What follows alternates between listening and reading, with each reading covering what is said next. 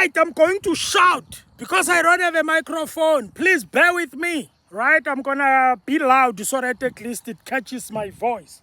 Mr. Mbalula was talking door-to-door interviews. They asked him about the Palestinians who came to South Africa and landed in South Africa not knowing where they are going according to what they have said, which I don't believe. I'm very sorry. I don't believe they didn't know where they were going. There's no way you can just fly without knowing where you are going. And you land in Kenya and then you don't tell them where you are going. You're just taking a flight. You're just going in. Then when they ask you, I don't know where I'm going. That's not true.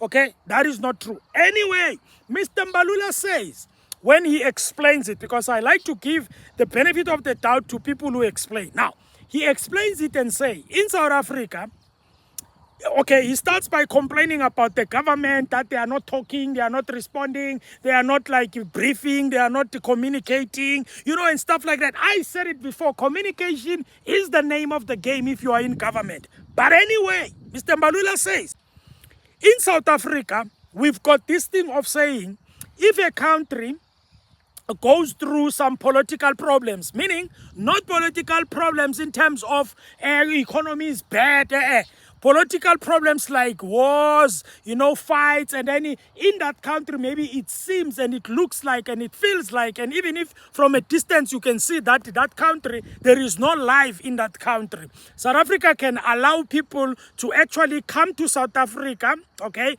and they can get an asylum. But remember, what Mr. Mbalula says is the only thing that will make them to get what they need to get in South Africa, for them to be in South Africa, it is only if there is a need.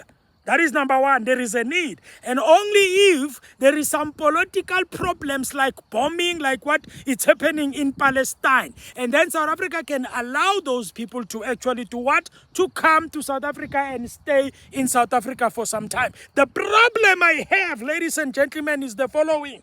I will finish it in part number 2. The problem I have is when the people of Palestine landed and then they asked them, because remember you have to fill the forms and do all the things. When they were asked the question, how long are you going to stay in South Africa? They didn't answer. They said, we don't know. Okay, they did answer, but they said, we don't know. Ladies and gentlemen, in any country in the world, when you go and you are an immigrant there, they ask you, when are you going to, how long are you going to stay? And they don't compromise on that question. Let's go. We'll see you in part 2.